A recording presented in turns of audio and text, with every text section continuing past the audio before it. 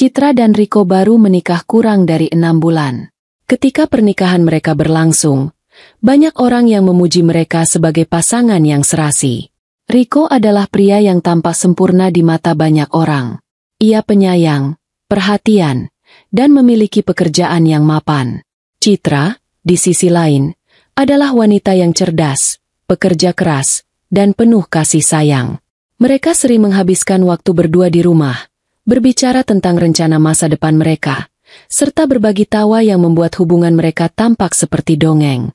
Riko selalu menunjukkan sisi terbaiknya, memberikan kejutan-kejutan kecil, dan selalu memastikan Citra merasa istimewa. Citra, meskipun kadang merasa terlalu dimanjakan, tetap merasa bahagia karena Riko selalu ada untuknya. Semua tampak sempurna. Namun, meskipun begitu, ada sesuatu yang mulai mengganggu pikiran Citra. Ia memiliki adik kandung bernama Tika yang berusia 2 tahun lebih muda darinya. Tika adalah perempuan yang ceria dan sangat dekat dengan Citra. Mereka berdua sering berbicara panjang lebar, berbagi rahasia, bahkan melakukan banyak kegiatan bersama. Tika juga sering datang ke rumah mereka, dan Citra tidak pernah merasa cemas akan hal itu. Bagaimanapun, mereka adalah saudara perempuan, dan Citra percaya sepenuhnya pada Tika. Pada awalnya, tidak ada yang mencurigakan antara Riko dan Tika. Mereka sering mengobrol ringan, tertawa bersama, bahkan kadang menonton film berdua. Citra berpikir bahwa ini hanya bagian dari kebersamaan keluarga yang sehat. Namun, akhir-akhir ini, ada yang sedikit berubah. Tika mulai datang lebih sering dari biasanya, dan lebih lama di rumah mereka. Bahkan terkadang, ia tinggal lebih lama setelah Riko pulang kerja, sementara Citra harus pergi keluar kota untuk urusan pekerjaan. Riko, yang biasanya hanya menghabiskan waktu bersama Citra, mulai lebih banyak bercakap dengan Tika. Mereka tampak semakin akrab, lebih dari sebelumnya. Citra berusaha untuk tidak berpikiran buruk, namun perasaan cemas itu semakin membesar. Citra mulai merasakan ada yang berbeda pada cara Riko memperlakukan Tika. Dia tidak hanya sekadar sopan atau ramah, tetapi lebih dari itu. Ada kedekatan yang tidak dapat dijelaskan. Riko tampak lebih sering mengingat hal-hal kecil tentang Tika, seperti makanan favoritnya, atau film yang ia suka. Tika, di sisi lain, sepertinya tidak bisa lepas dari Riko, selalu berusaha lebih lama berada di dekatnya. Meskipun begitu, Citra berusaha untuk tetap tenang dan tidak berpikiran buruk. Suatu malam, Citra kembali dari luar kota lebih awal. Ia merasa lelah dan ingin segera beristirahat, tetapi ketika memasuki rumah, ia merasa ada yang aneh. Suara tawa datang dari ruang tamu. Suara tawa Riko dan Tika. Citra memasuki ruang tamu dan menemukan mereka duduk berdua di sofa, menonton sebuah acara televisi, sangat akrab dan terlihat nyaman. Riko, yang biasanya lebih memperhatikan Citra, kini tampak lebih tertarik dengan Tika. Tika menoleh ke Citra dan memberikan senyuman yang terlihat sedikit canggung.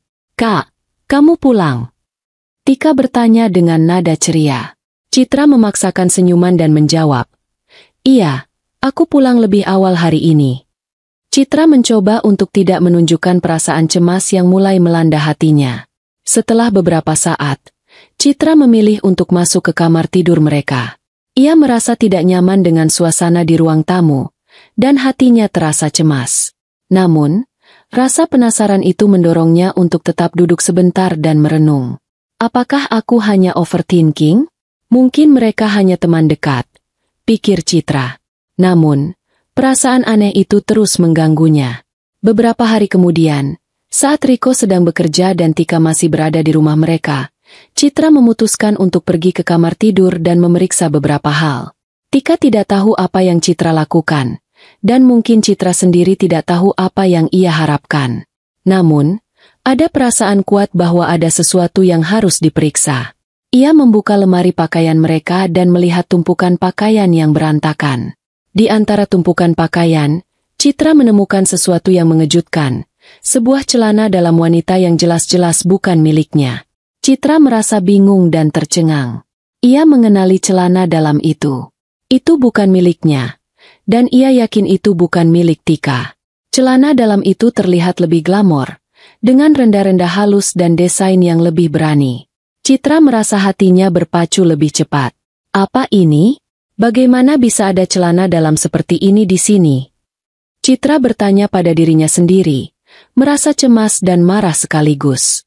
Citra mencoba untuk tetap tenang dan tidak langsung membuat kesimpulan. Mungkin ini hanya kecelakaan, atau mungkin ia salah paham. Tetapi, perasaan curiga semakin membesar. Ia memutuskan untuk mencari lebih banyak bukti sebelum membuat tuduhan yang bisa merusak semuanya. Saat itu, Citra memutuskan untuk memeriksa ponsel Riko.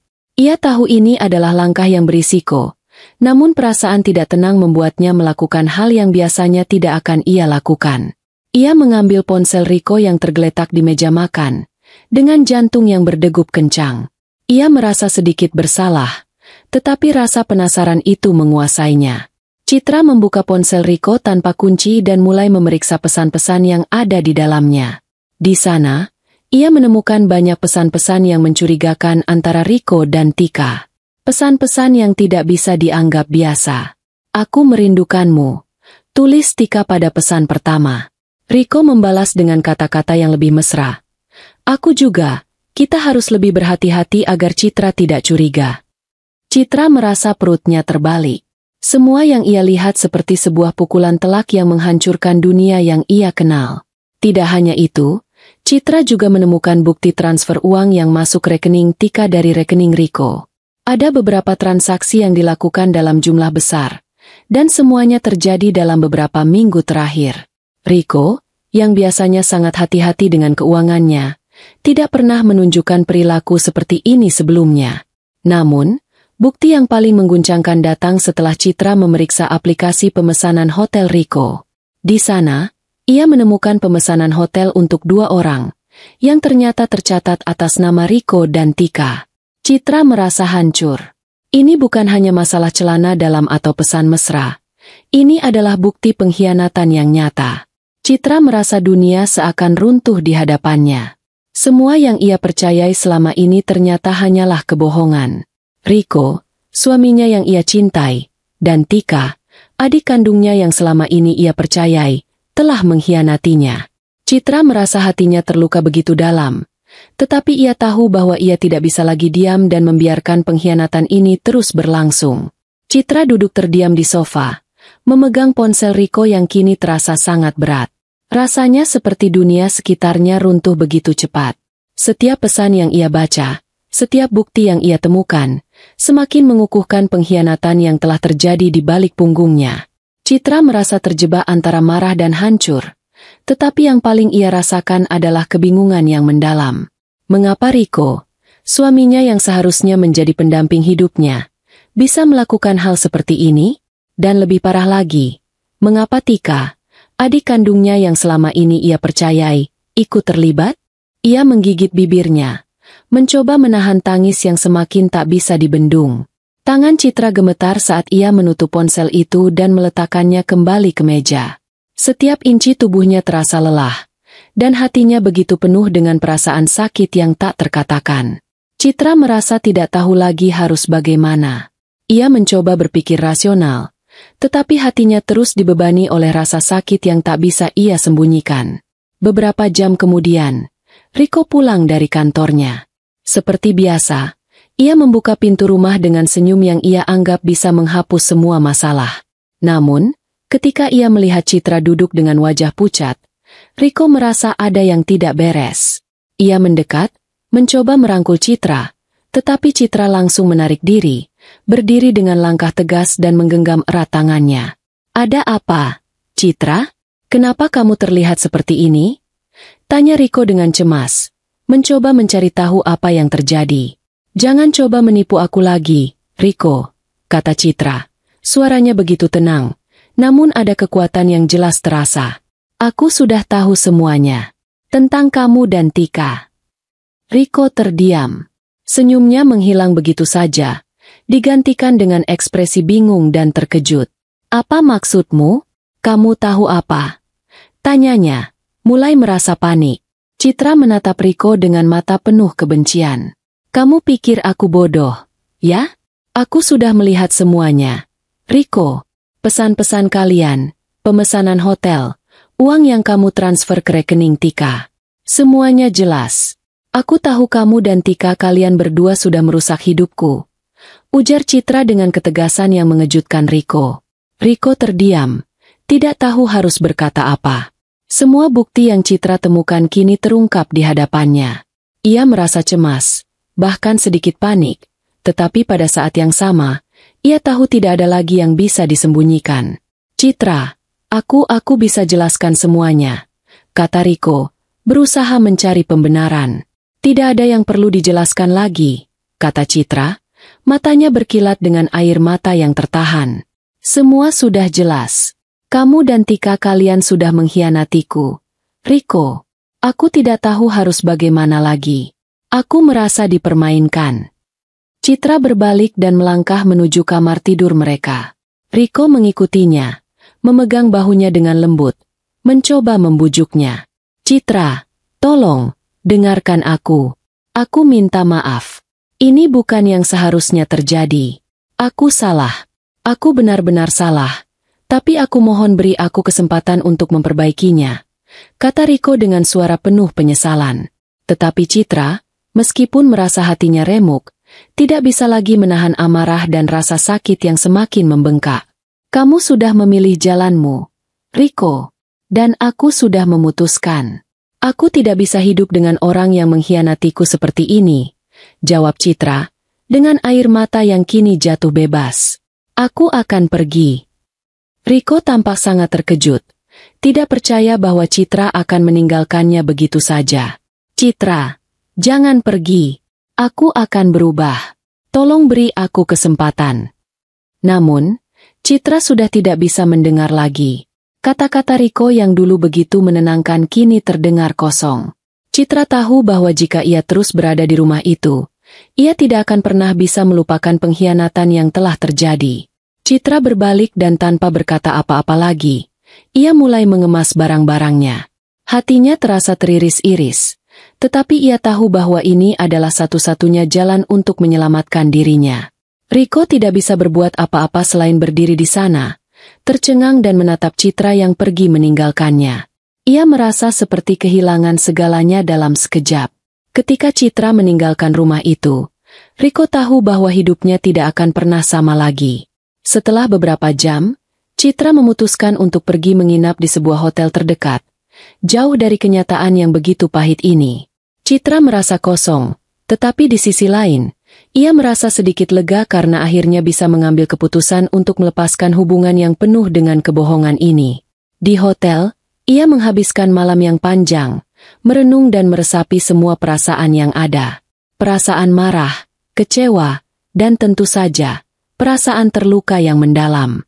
Keesokan harinya, Citra menghubungi pengacara dan mulai mengambil langkah-langkah hukum untuk mengajukan perceraian.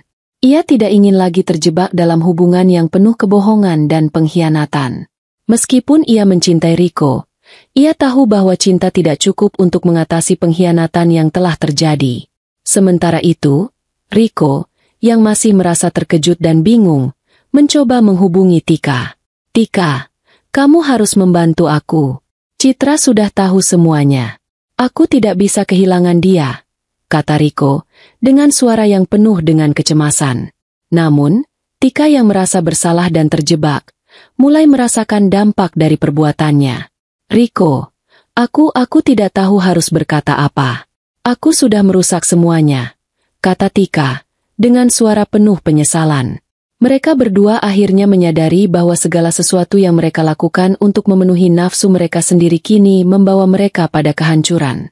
Tika merasa terperangkap dalam rasa bersalah yang semakin berat, dan Riko juga merasa semakin terisolasi. Keesokan harinya, setelah keputusan Citra untuk pergi dan menginap di hotel, ia mulai menyusun rencana untuk masa depannya. Perasaan marah dan kecewa yang menghancurkan hatinya perlahan mulai bergeser menjadi kekuatan untuk melangkah maju. Ia tahu bahwa, meskipun sangat sulit, perceraian adalah satu-satunya jalan untuk menyelamatkan dirinya.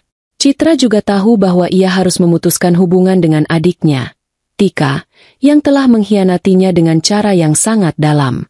Namun, Citra belum benar-benar siap untuk bertemu dengan Tika atau Riko secara langsung. Ia memilih untuk melanjutkan hidupnya dengan lebih tenang, memberi waktu untuk berpikir tentang langkah selanjutnya. Meskipun ada rasa sakit yang mendalam, ia merasa lebih kuat setiap harinya. Keputusan yang diambilnya itu merupakan langkah pertama untuk mengembalikan kendali atas hidupnya.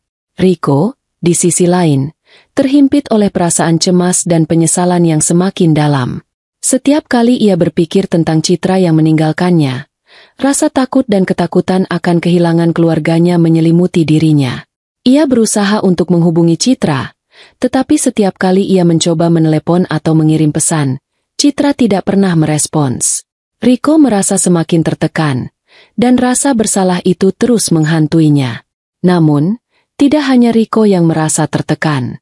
Tika, yang juga mulai merasa bersalah, merasa terjebak dalam keadaan yang tak bisa ia keluar dari.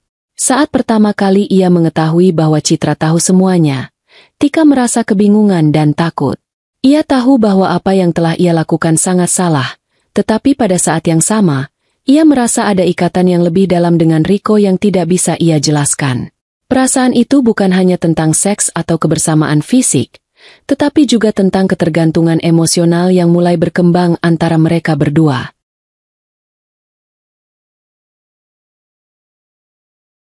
Pada suatu malam, Riko mengundang Tika untuk berbicara. Mereka bertemu di sebuah kafe yang sepi, tempat yang biasa mereka kunjungi untuk berbicara dengan lebih bebas. Riko duduk dengan wajah muram, sementara Tika duduk di depannya, tampak cemas. Riko menghela napas panjang. Tika, ini sudah terlalu jauh. Aku tidak tahu harus bagaimana lagi, ujar Riko, suaranya penuh penyesalan. Aku sudah merusak semuanya. Aku sudah kehilangan Citra, dan aku merasa begitu bodoh. Tika menundukkan kepala, merasa tak sanggup melihat Riko yang begitu terpuruk. Aku tahu, Riko. Aku tahu semuanya salah. Aku juga merasa sangat bersalah. Aku tidak pernah berniat menghancurkan semuanya seperti ini. Tapi aku juga tidak bisa berhenti merasa terikat padamu. Aku tidak tahu kenapa, Riko. Ujar Tika dengan suara rendah, penuh penyesalan. Riko menatap Tika dengan tatapan kosong. Kita telah menghancurkan hidup Citra. Kita telah mengkhianatinya dengan cara yang sangat kejam. Aku tidak tahu bagaimana bisa meminta maaf padanya, jawab Riko. Rasa bersalahnya semakin mendalam. Tika mengangguk. Air mata mulai mengalir di pipinya. Aku tidak tahu bagaimana menjelaskan semuanya padanya. Aku merasa sangat buruk. Tapi aku juga merasa seperti terperangkap. Kata Tika, suaranya hampir tak terdengar. Setelah beberapa saat, keduanya terdiam, saling memikirkan situasi yang mereka hadapi. Pada saat yang sama, mereka menyadari bahwa rasa bersalah mereka tidak akan mengubah apa yang telah terjadi. Mereka tidak bisa kembali ke masa lalu. Mereka tidak bisa memperbaiki pengkhianatan yang telah mereka lakukan. Citra, yang setelah beberapa hari merenung dan memutuskan untuk melangkah maju, akhirnya menyelesaikan urusan perceraian dengan pengacaranya. Proses perceraian itu berjalan lebih cepat daripada yang ia bayangkan. Ketika ia menerima salinan dokumen perceraian, perasaan lega mulai menyelimuti dirinya. Citra tahu bahwa ini adalah awal dari sebuah kehidupan baru. Namun, meskipun ia merasa lebih bebas, perasaan sakit yang ia rasakan tidak bisa begitu saja hilang. Citra merasa dunia yang dulu ia kenal telah hancur. Semua kenangan indah bersama Riko dan Tika kini tampak seperti sebuah kebohongan besar. Citra merasa bahwa ia tidak lagi bisa mempercayai siapapun. Satu hal yang lebih menyakitkan bagi Citra adalah kenyataan bahwa adiknya, Tika, yang telah ia anggap sebagai sahabat sejatinya, ikut terlibat dalam pengkhianatan yang begitu besar. Citra tidak tahu bagaimana harus menghadapi Tika setelah semuanya terbongkar. Ia merasa sangat bingung dan kesal. Namun, meskipun perasaan itu begitu kuat, Citra tahu bahwa ia harus melepaskan mereka dan fokus pada dirinya sendiri. Beberapa minggu setelah perceraian, Citra mulai menemukan kembali dirinya. Ia fokus pada karirnya, mengembangkan bisnis yang telah lama ia impikan. Walaupun awalnya terasa berat, Citra perlahan mulai menikmati kesuksesan yang diraihnya. Bisnisnya berkembang pesat, dan Citra merasa bangga dengan apa yang telah ia capai. Namun, kehidupan Citra tidak hanya dipenuhi dengan pekerjaan. Dalam perjalanannya mencari kebahagiaan baru, Citra bertemu dengan seseorang yang membuat hatinya kembali terbuka. Namanya Dimas, seorang duda yang memiliki kepribadian yang lembut dan pengertian. Dimas bukanlah pria yang sempurna, tetapi ia sangat menghargai Citra dan selalu mendukungnya dalam setiap langkah hidupnya. Dimas dan Citra mulai menjalin hubungan yang lebih dekat, dan meskipun mereka belum sepenuhnya melangkah ke hubungan yang lebih serius, Citra merasa bahagia karena ia bisa merasakan cinta yang sehat dan penuh rasa hormat. Dimas, meskipun lebih tua darinya, tidak pernah menuntut lebih dari yang Citra mampu berikan. Ia menghormati Citra dan selalu memberi ruang bagi Citra untuk berkembang. Sementara itu, Riko dan Tika harus menghadapi kenyataan bahwa hubungan mereka tidak pernah benar-benar dapat dipertahankan. Karma datang dalam bentuk kehidupan yang penuh dengan penyesalan. Tika mulai merasa terasing, sementara Riko merasakan kehancuran emosional yang semakin dalam. Mereka kehilangan segalanya, termasuk kepercayaan dan keluarga yang mereka hancurkan. Setelah Citra melangkah pergi dari kehidupan Riko dan Tika, keduanya merasakan dampak dari perbuatan mereka. Walaupun mereka mencoba untuk memperbaiki hubungan di antara mereka, kenyataannya jauh lebih sulit dari yang mereka bayangkan. Pengkhianatan yang mereka lakukan telah mengubah segalanya, terutama bagaimana mereka memandang diri mereka sendiri dan hubungan mereka.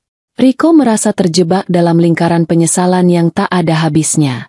Setelah perceraian dengan Citra, hidupnya mulai terasa kosong. Bisnisnya yang dulu berkembang pesat kini mulai goyah. Ia tidak bisa fokus pada pekerjaan, selalu dibebani rasa bersalah atas perbuatannya terhadap Citra.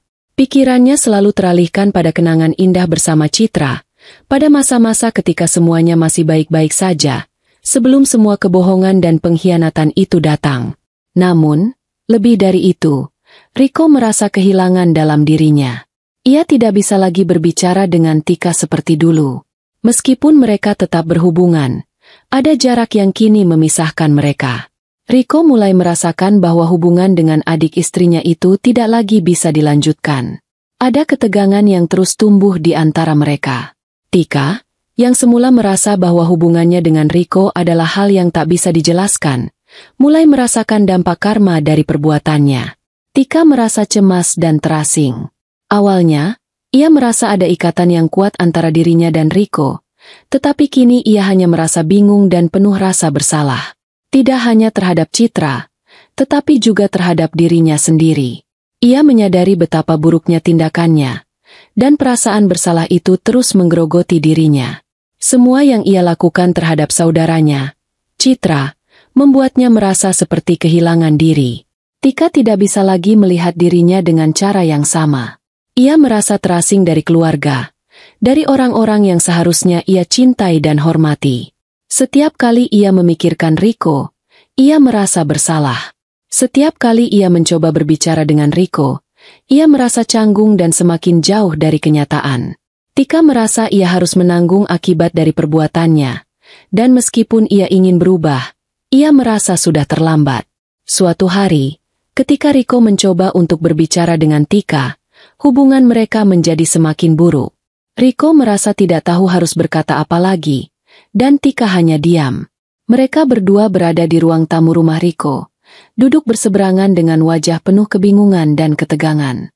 "Apa yang harus kita lakukan, Tika?" tanya Riko dengan suara lemah. "Aku merasa seperti hidupku sudah hancur. Aku kehilangan Citra, dan aku hampir kehilangan diriku sendiri. Aku tidak tahu apa yang harus dilakukan." Tika menghela napas panjang. "Aku juga merasa sama, Riko. Aku tidak tahu bagaimana kita bisa kembali ke awal, bagaimana kita bisa memperbaiki apa yang telah kita rusak," jawabnya pelan, dengan suara yang penuh penyesalan. "Kita sudah merusak semuanya, dan aku tidak tahu bagaimana cara memperbaikinya." Beberapa hari setelah percakapan itu, Riko mendapatkan kabar buruk dari perusahaan tempatnya bekerja. Bisnis yang selama ini ia jalankan mulai mengalami kerugian besar. Riko yang dulu dikenal sebagai pengusaha sukses, kini berada di ambang kebangkrutan. Semua keputusan buruk yang ia buat, termasuk perselingkuhannya dengan Tika, berdampak langsung pada hidupnya. Ia tidak bisa fokus bekerja, dan ketegangan di rumah semakin menambah beban mental yang ia rasakan. Di sisi lain, Tika juga merasakan karma yang datang akibat perbuatannya.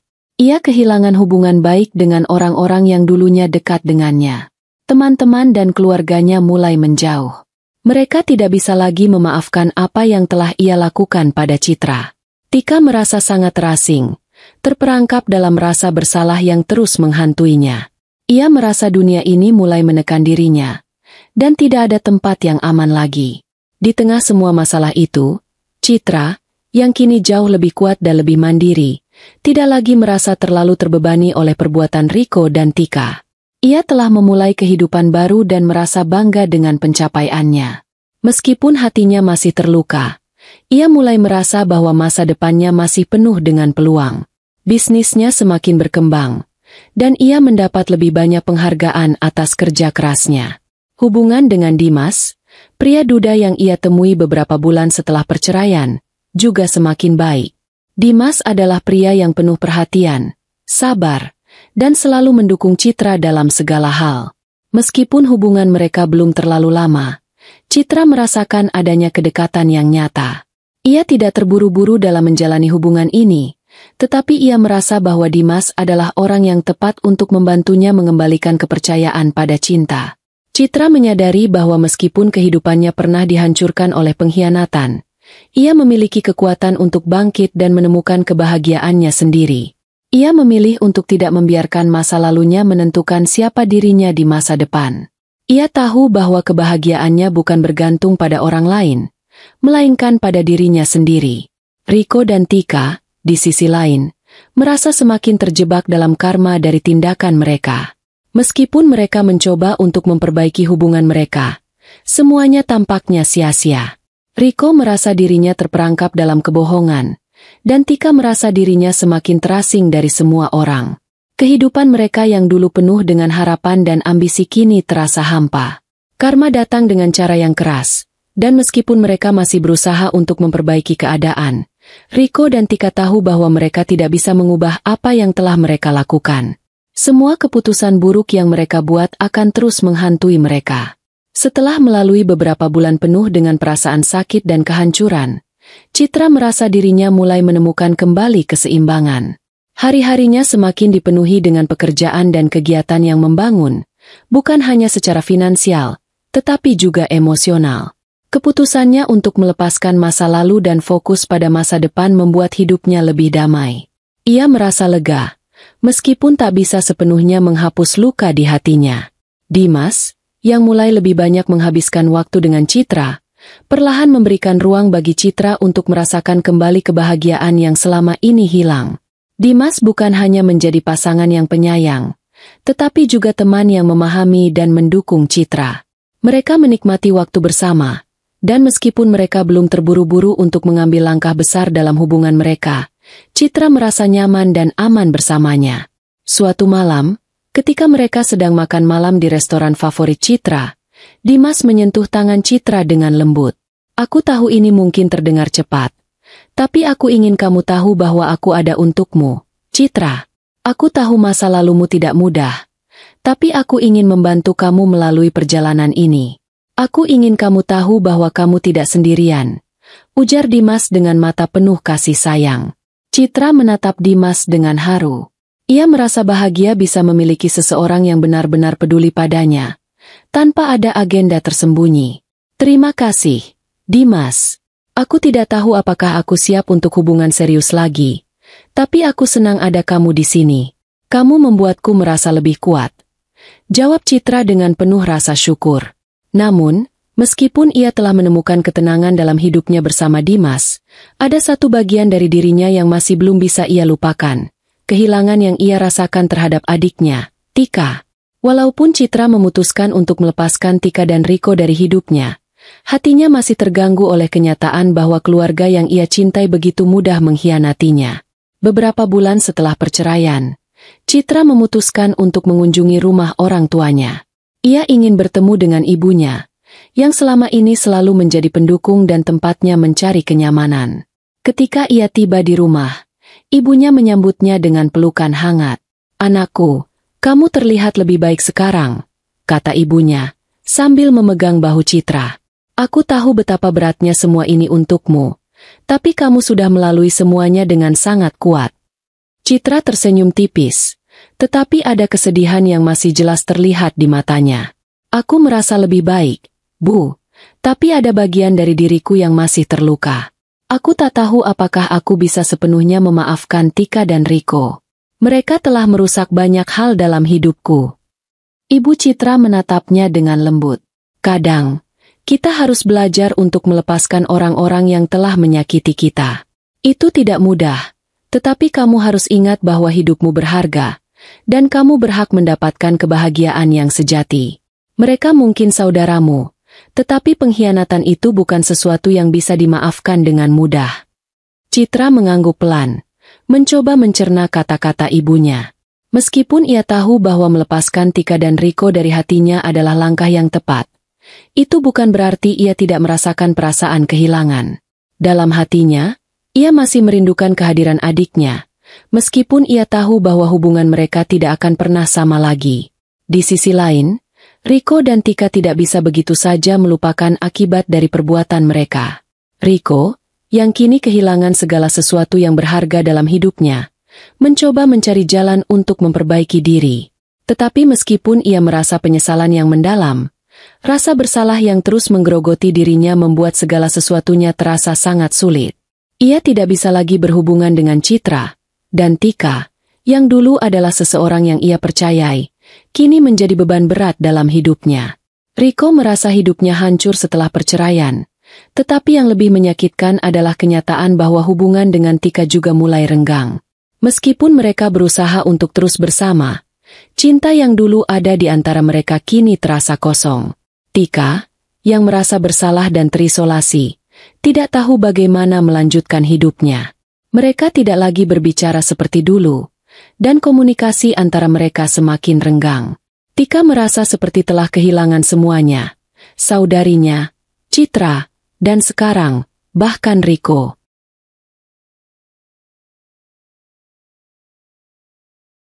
Sementara itu, Tika mulai merasakan dampak dari perbuatannya dengan cara yang sangat nyata.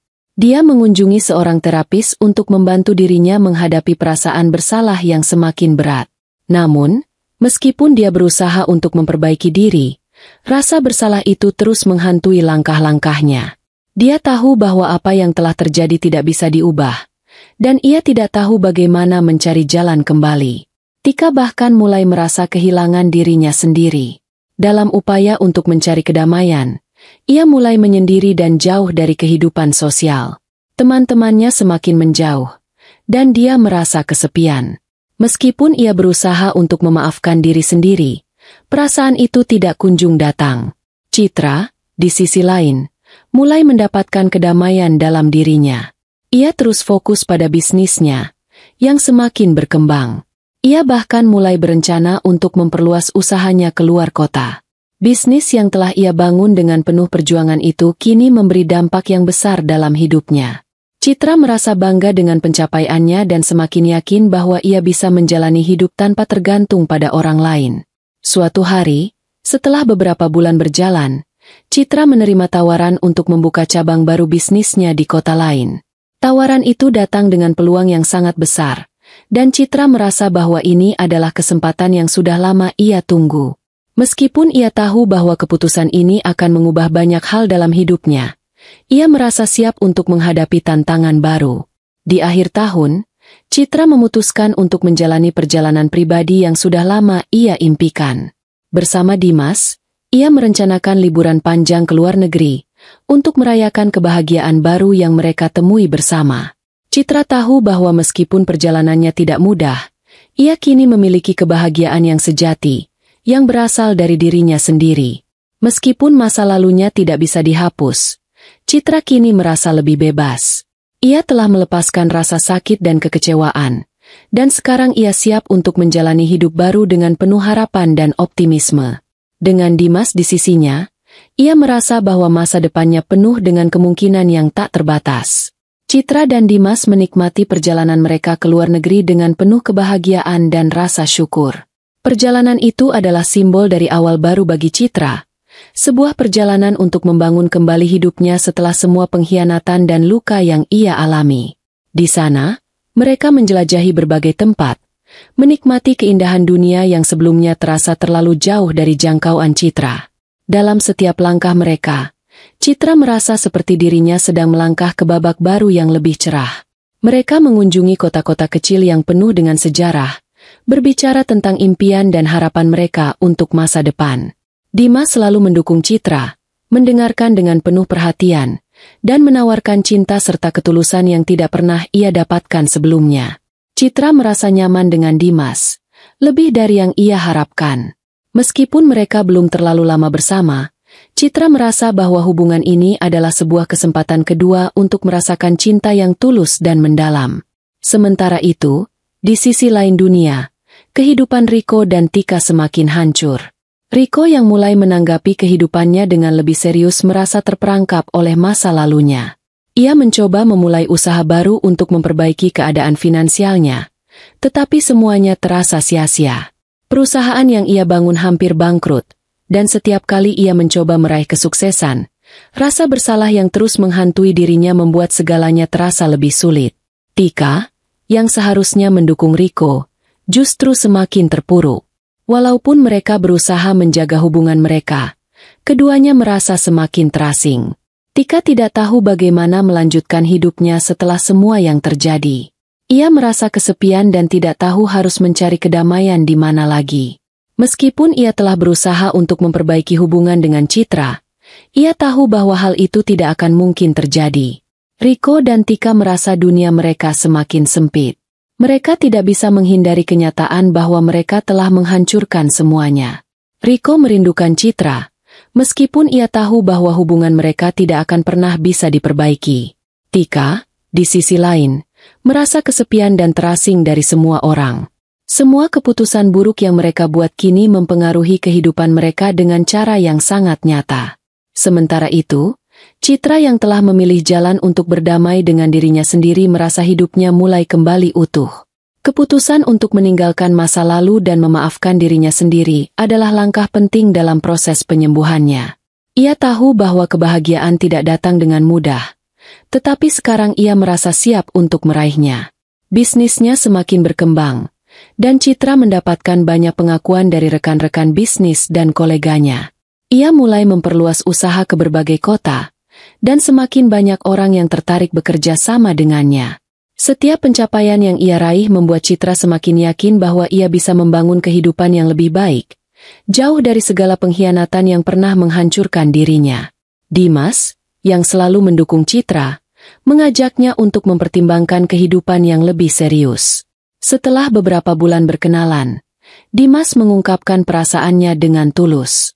Citra, aku tahu kita baru bersama beberapa waktu, tapi aku merasa kita punya banyak hal yang bisa kita bangun bersama.